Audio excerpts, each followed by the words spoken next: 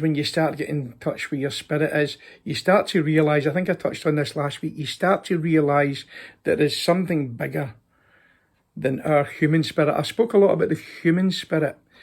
I want to try and touch on tonight, this week, the spirit that created and sustains all life, the earth, the universe, and all life. A lot of people use the word God to explain that. As I say, I like the word source. Source of all life, source of all love, source of all good.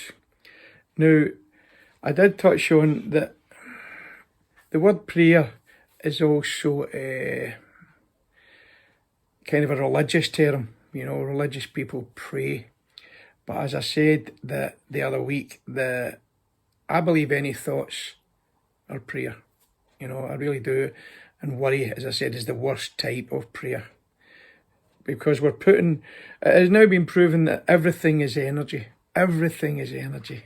You know, you can feel a person's energy if you spend some time with them. Some people carry such pain and unprocessed stuff that they're quite toxic and they're not nice to be around. It doesn't make them bad people. They're just trapped in loads of blocked energy. But they even know now that your thoughts are energy. Our thoughts are energy. So if we're worrying or thinking negative things, we're putting that out as a prayer. As a prayer to the universe. A prayer to the source of life. And if we do that with enough force, we're inviting negativity back into our life. We really are. It seems that, you know, the energies we put out marry an energy of the same frequency and come back to us, married to that negativity. So when I talk about prayer, I'm just talking about thoughts to the universe. That's a lovely non-religious term for prayer. Thoughts to the universe. To a lot of people, talking to the universe has become quite popular, and that's great. You know, that's great. I'm sure there's a lot of people listening to this video and watching this video who maybe have said prayers, maybe gave up on prayer, maybe never prayed, think it's weird and odd, and to hell with all that hocus pocus nonsense. But as I say, you're praying all the time. You're actually praying all the time. If your thoughts are energy and they're going out there and marrying another energy.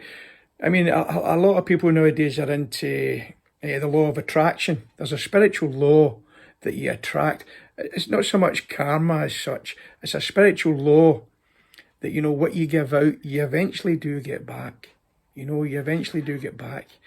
And so if you're giving out loads of negative thoughts about worrying about this, that and the other, you're actually creating your own life constantly through your thoughts. That's a big responsibility. When you discover that's actually the truth, we create our own life through our thoughts. It's a big responsibility to stop creating all the negative stuff that a lot of us have created most of our life. You know, so I'm going to suggest and encourage people who watch these videos to start talking to the universe in positive ways. I have met, I would say, thousands of people, virtually thousands in my life. I've been on this planet coming up for 66 years now. I'm 66 years young at the end of this year, and I'm retiring from full-time work. And I've met a lot of people in a lot of stages of life. I'm not a qualified man. I haven't got great qualifications or anything. My only qualification is life experience. I'm not a trained speaker, as most of you have guessed, but none of that matters because, you know, I speak from my heart, and I'm hoping to reach other people's hearts. You know, I maybe title my wee videos, I was thinking a wee title for them, and I thought maybe soul food. I like to think I'm giving out some soul food because there's enough intellectual stimulus out there. I don't want to get anybody... Aye, there's food for thought involved, of course there is, but I want to speak to people's spirit, their soul, whatever term you're comfortable with, you know. So I maybe type my wee videos, soul food, food for the soul, from my soul to yours. And part of that is I'm going to encourage people who listen to these videos to, if you've never done it, try prayer. Try it, you know.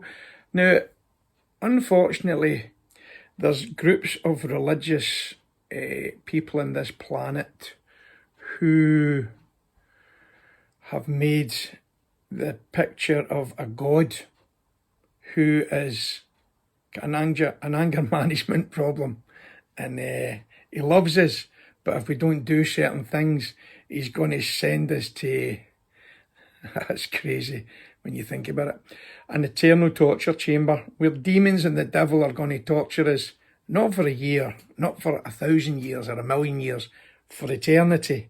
When you think about it, that's crazy. That's insane. So, and unfortunately, because of this portrayal and preaching of such a concept of God, a horrible, that God is an evil tyrant who's, oh God, I've got to laugh at it now, you know. God is an evil tyrant and he loves you, but if you don't do certain things, and he's gave you certain instincts, and if you follow them, he's going to get you for doing that. It's just, it's psychological abuse. It really is. I'm convinced it's psychological abuse, you know. And that, I know because of this kind of stuff, a lot of people hate the word God and tend to think there can't be. Now, every human being who's ever lived has to come to terms with that God's a mystery. Once you think you've got God summed up in a book or a few lines, then you're not talking about God anymore. You're talking about something else. I listen to a progressive Christian from time to time who I admire immensely, called Brian McLaren, and Brian talks about how much the letter, the literal meaning for God is like, it just traps you. If you've got God summed up in a few lines or a book or a box or even a religion, then you're making God small. You're making the source of life small and fit into a box, and it's too big for that. It's far too big for that, you know. It's far too big for that. And one of the things Brian says was, your interpretation of religious writings tell me more about you than they do about any God. You know, if your perception of God is this evil tyrant, that's what you'll portray into the world. You know, you become like you become like the God you believe in. And if your God's an evil tyrant, judging people, that's what you'll be like. That's what you'll be like, you know. And I sometimes use the word God. As I say, I don't like it when I'm speaking to people who haven't experienced the source of life, who is nothing but unconditional love, doesn't do anger, and has got nothing but love and blessing and light and wisdom to bestow on us, the human race. Until you've experienced that spirit, your concept of God's going to be warped. You know, this isn't a belief system. This is experience. If I've got a blind friend and he's never ever tasted honey in his life, and I want to explain honey to him, what it tastes like, I could tell him, you know, how bees get the nectar from flowers and how it all gets made up, and how man takes it and puts it in wee jars, and he still wouldn't have a clue what honey tastes like, you know. He still wouldn't have a clue what honey tastes like. I would need to say to him, there's honey, taste it, it's beautiful. And it's the same with this spirit I'm trying to convey. It's the same with this source of life that is in us all, around us all, and is for us all. It's the same. You've got to taste it for yourself. And the only way to do that is have an open mind and try it. What have you got to lose, you know? I've met many people who have come from religious dogma that has been a tyrant on their back. And when they've shaked it off, when they've shook it off and just had an open mind and tried certain spiritual principles, they get in touch with, no matter who or what any of us think or perceive God is, our perceptions are all slightly different. None of us are all right about that, and none of us are all wrong about that. When you think you're all right about something, right then you've lost the plot, You've lost the plot. If you think you're 100% right about something, then you can't learn anything from anybody else, particularly about the spirit and the spiritual and the source of all life. I love the word source, the source of all light and all love. How do you get in touch with that source? Simply get humble enough and open-minded enough to try it. Try and speak to him, her, or it. God's not a he, a him, or a her, or a it. God is spirit, the source of all life. I use this term often, and I'll say it a lot in these wee videos. The creator and sustainer of all life, who is for us and never is against us.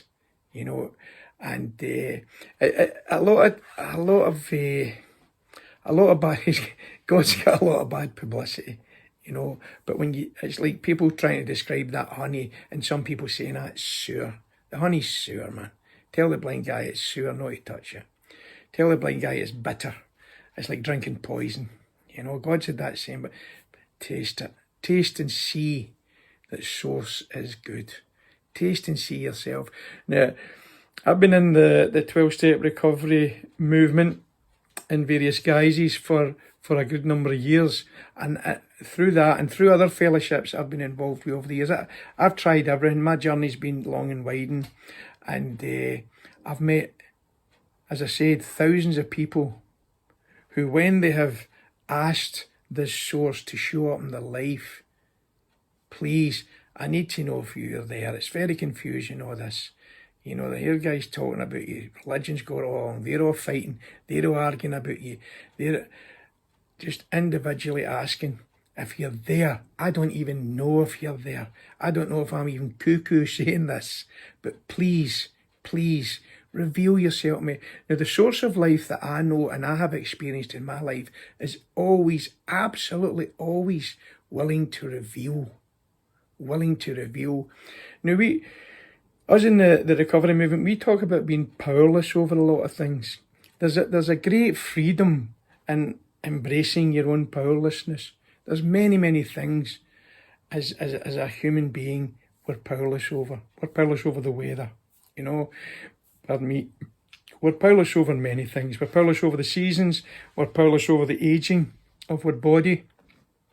We're powerless over other people's behaviour, other people's opinions, views and thoughts. We're powerless over lots of things, And there's a nice freedom, and you can't get still properly. I spoke a lot about being still and getting in tune with your own spirit.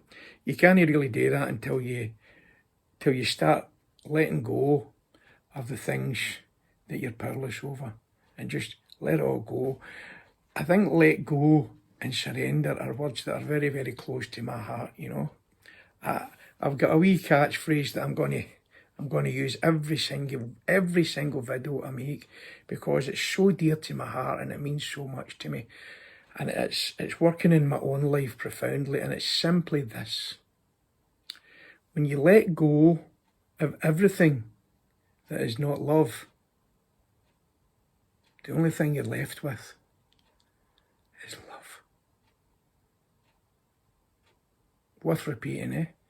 When you let go of everything that isn't love, the only thing you're left with is love. Now that encompasses everything. If I let go of everything that isn't love towards myself, my perception of myself, what's my perception of myself? My perception when I was young was a bit weird. I felt hurt and rejected a lot, and my perception was that I was a bit of an odd one, didn't fit in anywhere. And then I had different perceptions at different stages in my life, and my perceptions changed as I went on. How you perceive yourself to be is how you will be. You perceive yourself to be a loving, kind human being. Because I believe that's what we all are, deep, deep down. We've all got a soft centre. Everybody, there's a wonderful lady called Brené Brown, who some of you might be familiar with. Brené speaks a lot about how to come out and break free from childhood trauma. And one of her favourite sayings is, when you look at people, it's dead difficult to just let people be themselves without judging them or trying to fix them or trying to think they should be this or they should be that. Did you see? She's got this lovely wee saying that, we all know that everybody is, a lot of people post that on Facebook, and it's a great wee post. Everybody, no matter who, is struggling with something. They're trying to navigate through a lot of stuff, a lot of confusion in this life, and a lot of different feelings and emotions that it's hard to navigate. Everybody is struggling with stuff. And everybody is trying their best. That wee saying, everybody's struggling with stuff and they're all trying their best, that helps you let people be and realise we are on the same boat. Some of us have been paddling a wee bit longer. That's the only difference, and we try and pass on what we've learnt. And when you come up to rapids, how to use your paddle, and when the waters are a bit topsy-turvy, and that's the deal. But so letting go of views and opinions of other people and getting still and getting in touch with your spirit. Letting go of everything that isn't love so that you're only left with love. Letting go of thoughts that aren't loving. Letting go of feelings and emotions that aren't loving towards yourself and towards others. Let go and let life go with the flow, we say, Another guy I like listening to, Rob Bell, he says you grow with the flow. But if you're not in the flow, you can't grow. Again, I think I added that saying, but you can't grow if you're not fully present in the flow of life and you're trying to force life, push life, and fix people and control people. You can't properly grow. You can't properly grow spiritually. You can't even grow emotionally and mentally because you're missing what life's saying to you. You're missing the flow of life. Go with the flow and grow with the flow. And that's just letting go of things. How important is it? Don't sweat the small stuff, and it's all small stuff. It really is, It's no worth the pain. Let it go. Let go and let life. Some people say let go and let God. Let go and let source. Let go and let the universe deal with things the way it's dealing with them. The only thing we're in charge of is our thoughts, our emotions and our actions. We're not in charge of anything else in the world.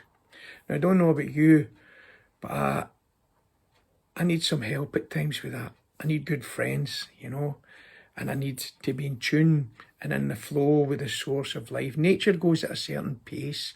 Before humans built these walls around Marcel and lived in all these wee houses, boxes, and for shelter and stuff, before that we were more in tune with nature.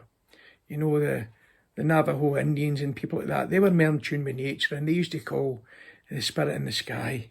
They used to know that they didn't own the land when the Americans were stealing the land off them and getting them to sign paper. They didn't know what they meant. What do you mean? We don't own the land. The land owns us. That's the way they seen it. Nature owns us. We're part of nature. So it was a weird concept when these white folk were coming to steal the land. You can't steal the land, It doesn't. It belongs to us all. But they were very much. I suppose all tribes, all nations, all types of people have always longed to cry out to something bigger than myself. And religion has obscured that in many, many ways. At the core of most religions, there's a beauty and a loving kindness and a spirituality. But unfortunately, when man's need to be right gets in the way, then it all gets split up. There's something like I don't know, several thousand, I can't remember the exact number, I think it's something crazy like 30,000, something like that, Christian denominations. Now, that's crazy.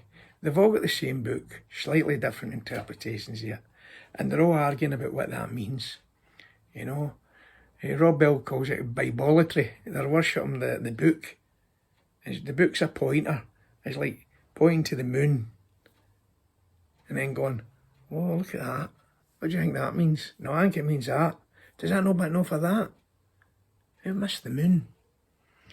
You know, ancient scriptures are wonderful and there's a lot of wisdom in them, but they need interpreted, you know, and they're just pointers. This spirit, this source of life can't be reduced to a book or a box or one tribe or one religion. Beware of any group of people who claim to be right and everybody else is wrong. That's what you call a cult. And they're well-meaning people. They're well-meaning people, most of them, you know, and they believe they're, whatever they're spouting, they believe it, you know, and they're on their journey in life as well. Some people's journey through life is through drink, drugs, alcoholism. Some people's journey through life is the clutches of fame and fortune and winning the